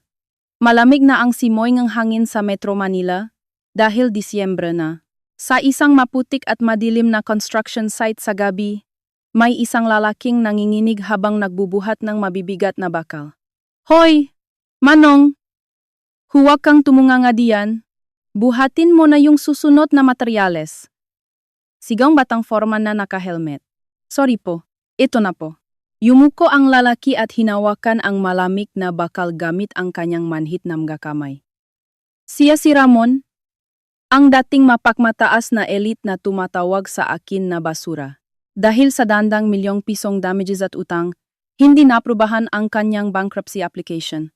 Pinalaya siya sa mamahaling tsondo, at ngayon ay nakatira sa isang masikip na boarding house na 3,000 pesos lang ang renta, na may common CR. Sa umaga, nagtatrabaho siya bilang janitor at sa gabi, construction worker. Wala pang 3 oras ang tulog niya araw-araw at halos lahat ng sweldo niya ay napupunta sa pagbabayad ng utang. Ang dating mamahaling suit ay napalitan ng maruming damit pang trabaho at ang mukha niyang puno ngang kumpiyansa dati ay mukhang mas matanda ng 10 taon dahil sa pagod at kawalan ng pag-asa. Habang nabubuhat ng mabibigat, naaalala ni Ramon ang mas masalap na kinahinatnan ng mababaeng nang iwan sa kanya. Si Charla, ang dating kabit, ay baon sa utang dahil sa mga designer items na pinabili niya kay Ramon. Nagtatago siya sa mga naniningil at nasa blacklist na. Ngayon, nagtatrabaho siya sa isang mumurahing beer house sa probinsya. Nagsaserve ng alak sa mga lasenggo habang natatakot sa mga loan shark. Wala na ang kanyang dating ganda at kabataan. Ang makapal niyang makeup ay hindi maitago ang bakas ng pagod sa kanyang mukha. At ang biyenan ko naman na si Doña Esmeralda, na sobrang obsessed sa angkan at dugo at laging minamaliit ako, ay nawalan ngang lahat ng ari-arian at itinakwil nga mga kamag-anak bilang isang mayabang na sinungaling. Ngayon, nagtatrabaho siya sa likod ng isang palengke. Namumula ang kamay sa kakahugas ng mga pinakainan at nagbabalot ng isda mula umaga hanggang gabi. Dapat hindi ganito ang trabaho ko eh. Donya ako dati. Bulong niya habang pinapagalitan ng mas batang supervisor. Lola, tigilan mo na ang dada. Kilos na. Umiyak siya habang nahuhugas ng maduming kawali araw-araw. Para sa kanya na nabubuhay sa pride at imahe, ang maging isang hama na manggagawa ay parang impyerno. Bakit? Bakit naging ganito ang buhay ko? Tapos na ang shift ni Ramon. At naglalakat siya mag-isa sa malamig na kalsada bago mag-umaga. Hawak niya ang isang bariyang 10 piso gamit ang kanyang magaspang na kamay. At tumutulo ang luha niya. Elite VP ako dati. May maganda akong kabit na katira sa magandang tsondo. Perpekto ang buhay ko dapat. Sa sandaling iyon, sa tapat ng isang malaking mall sa EDSA kung saan nahihintay ng bus ang matao, biglang lumiwanag ang malaking LED billboard. Susunod na programa. Special interview. Kakausapin natin ang batang lider na magpapatakbo ng ekonomiya ng Pilipinas. Napatinggala si Ramon sa boses mula sa news program. Sa gitna ng malaking screen, nakita niya ang isang babaeng nakasuot ng magandang puting suot. May matatag na ngiti. Nakasulat sa ilalim. Perlas ng Silangan Holdings Vice President, Maya Santostan. Maya, napatigil si Ramon sa paglalakad. Ang babae sa screen ay ibang-iba na sa asawang minamaliit niya dati na baduy at walang binatbat. Nasa ibang level na ang ganda at aura nito. Punong kumpiyansa, pero mabait ang magamata. Ang boses niya habang sumasagot sa interview ay malinaw na naririnig sa buong paligid. Opo, ang Perlas ng Silangan Holdings ay maglalaan ng malaking pondo para sa mga ampunan at edukasyon ng mga batang walang magulang. Ang tunay na halaga ng tao ay hindi nasusukat sa yaman, katayuan o angkan. Ang mahalaga ay ang tapat na puso na gustong mabuhay kahit sa harap ng pagsubok. Ang masalitang iyon ay parang yelong tumarak sa puso ni Ramon. Ang taong humuhusga base lang sa titulo at pera, at nakalimot magmalasakit, ay hindi kailanman magtatagumpay. Gusto kong bumuo ng isang lipunan na may puso, kung saan nagtutulungan ang matao. Maraming empleyado na papasok sa trabaho ang huminto para panorin ang interview at humanga. Ang galing na leader. Sa likod ng mga taong iyon, si Ramon na nakasuot ng maruming damit ay nanginginig lang. Nahulog mula sa kamay niya ang 10 pisong barya at gumulong sa aspalto. Tinignan ni Ramon ang maruming barya sa paanan niya at ang kumikinang na si Maya sa screen at napaluhod siya sa kalsada. Ang babaeng tinapon niya bilang walang kwentang basura ay ang pinakamarangal, pinakamaganda at pinakanirerespetong tao sa buong bansa. At siya naman, na binasag ang pinakamahalagang kayamanan sa buhay niya gamit ang sarili niyang makamay, ay nakalugmok ngayon sa putikan yakap ang kanyang walang kwentang pride. Maya! Maya! Tanga ako! Mali akong ginawa. Idinikit ni Ramon ang niya sa malamig na aspalto at umiyak ng malakas, walang pakialam sa tingin ng ibang tao. Kahit gaano pa siya umiyak at magsisi, hindi na babalik ang mainit na hapagkainan. Ang mabait na ngiti ni Maya at ang kanyang magandang career. Ang natitira na lang sa kanila ay ang walang katapusang impyerno ng karma, kung saan ang pangmamaliit at kalupitan na ginawa nila sa iba ay babalik sa kanila ng daan-daang beses. Ang nakakaawang paiyak ni Ramon ay umaalinggaw-naw sa kalsada, habang si Maya sa malaking screen ay nakangiti lang ng tahimik at walang pakialam. Ito ang perpekto at malupit na katapusan para sa mga mapagmataas na tao na nagbalewala sa halaga ng iba. Isang taon na ang nakalipas mula nung gabing pinirmahan ko ang divorce papers sa malamig na sala ni Ramon at umalis. Malaki ang ipinagbago ng buhay ko mula nun. Ang maaraw ng pagtiti sa pang-abuso at pangmamalit ay tuluyan nang nawala. Ngayon, bilang Vice President ng Perlas ng Silangan Holdings, abala ako sa sunod-sunod na meetings at trabaho. Pero kahit gaano ako ka-busy, may isang lugar akong pinupuntahan buwan-buwan. Ito ang tahanan ng maanghel, ang ampunan sa labas ng Metro Manila na puno ng puno at halaman. Ito ang aking tahanan kung saan ako lumaki at patuloy na sinusuportahan. Ngayong day off ko, iniwan ko ang aking formal suit at heels, at nagsuot ng komportableng knitwear at flat shoes para bumisita dito bilang isang simpleng babay. Ate Maya, laro tayo. Ate Maya, tignan mo. Marunong na akong magbike. Pagpasok ko pa lang sa gate, nagtakbuhan agad ang mga bata palapit sa akin na may malalaking ngiti. Ang dating lumang building na may mga sira ay napalitan ng bagong pasilidad na gawa sa kahoy at may modernong kagamitan. Salamat sa buong suportang perlas ng Silangan Group. Lumuhod ako at hinawakan ang maliliit na piski na mga bata na namumula dahil sa paglalaro. Wow, ang galing naman! Pero mag-ingat kayo ha, baka masugatan kayo.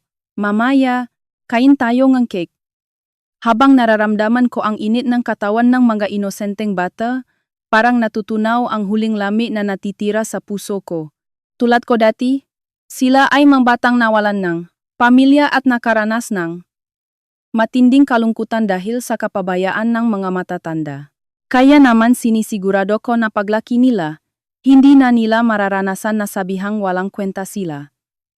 Nabibigay ako ng libreng scholarships para sa kolehiyo at magagandang educational programs.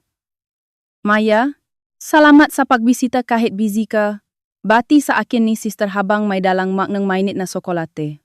Ang mukha niyang nanginginig sa takot nung tinakot siyang ex-husband ko 1 taon na ang nakakaraan ay puno na ngayon ng kapayapaan at ngiti.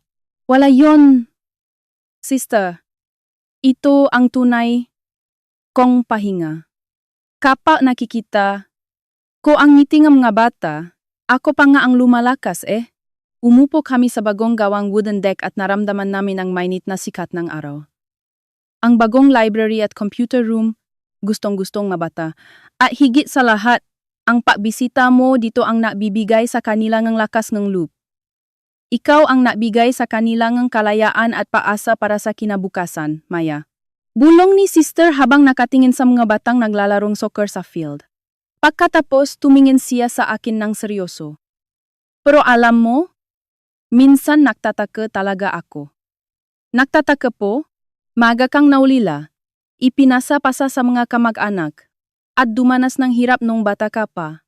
Paglaki mo, sinaktan ka nga asawa mo at ng pamilya niya, tinapakan ang pagkatao mo, kahit magalit ka sa mundo o mawalan ka ng tiwala sa tao, walang sisisisi sa iyo, pero bakit napakabait mo pa rin? Sa tanong ni Sister, medyo nagulat ako, tapos natural na napangiti. Ang pumasok sa isip ko ay hindi ang mamukhang 3 taong tumawag sa akin na basura, kundi ang mamong ngiting adoptive father ko na nagturo sa akin ng tunay na pagmamahal at yaman. Kasi Sister, hindi ko inalis ang tingin ko sa mga bata habang nagsasalita. Ang taong nakaranas ng kalungkutan ay hindi basta-basta nang iiwan ng iba. Ang taong nakaranas ng kalungkutan ay hindi basta-basta nang iwan ng iba. Alam ko ang pakiramdam ng mag-isa, walang nangangailangan, at sabihang walang kwenta. Alam ko kung gaano kadilim at kalamit yon, at kung paano nito pinapatay ang puso ng tao. Inilagay ko ang kamay ko sa dibdib ko. Kaya kapag may nakikita akong taong nanginginig sa kalungkutan at humihingi ng tulong, hindi ko kayang hindi sila tulungan. Kung lumaki ako sa yamang tulad nila Ramon na hindi man lang kailangang isipin ang sakit ng iba, siguro hindi ko may intindihan ang batang ito. Ito lang ang tanging magandang bagay na nakuha ko mula sa mapait kong nakaraan. Dahil nasaktan ako, alam ko ang sakit ng iba. Dahil nawalan ako dati, mas pinapahalagahan ko ang maliliit na kaligayahan na nasa harap ko ngayon. Ganun ba? Naging napakalakas at napakabuting babae mo na talaga. Tumulo ang luha sa mga mata ni Sister. Kinuha ko ang panyo ko at pinunasan ang kanyang luha. Tumingala ako sa malinaw na asul na langit. Noong araw na tahimik kong pinirmahan ang divorce papers sa magulong sala na iyon. Iyon ang araw na tuluyang nagtapos ang isang kasal. Ang araw na ang taong pinagkatiwalaan ko at gustong makasama habang buhay ay trinaydor ako at itinapon na parang basura. Pero ngayon, sa ilalim ng liwanag, malinaw na sa akin ang lahat. Ang natapos noong araw na iyon ay hindi ang buhay ko. Sa sandaling iyon, nakalaya ako mula sa lugar na hindi ako pinapahalagahan, at mula sa buhay na kailangan kong magpanggap at tiisin ang pangmamaliit. Ang gabing iyon kung saan akala nila ay tinapos na nila ako ay ang unang hakbang ko para tumayo sa sarili kong mapaa at bawiin ang tunay kong kalayaan at dangal. Sina Ramon, na sumusukat lang sa tao base sa pera, katayuan, at angkan, at hindi tiniknan ang tunay kong puso. Ngayon ay pinagbabayaran na nila ang lahat ng kalupitan nila at namumuhay sa putikan. Sila na tumawag sa akin na kawawang ampon ang siya ngayong walang nagmamahal at pinakakaawa-awang nilalang. Ate Maya, bilis. Tagu-taguan naman tayo. Andiyan na. Tinawa ako ng bata, kaya inilapag ko ang muko at tumayo. Ramdam ko ang simoy ng hangin habang tumatakbo palapit sa mga bata. Marami pang pagsubok ang darating sa buhay ko, pero hindi na ako matatakot. Dahil may mataong mahalaga sa akin na dapat kong protektahan at mayroon akong tunay na dangal na maniwala sa sarili ko. Sa sandaling husgahan mo ang isang tao na walang halaga. Ikaw mismo ang nagpapatunay na hindi mo nakikita ang tunay na halaga ng mabagay.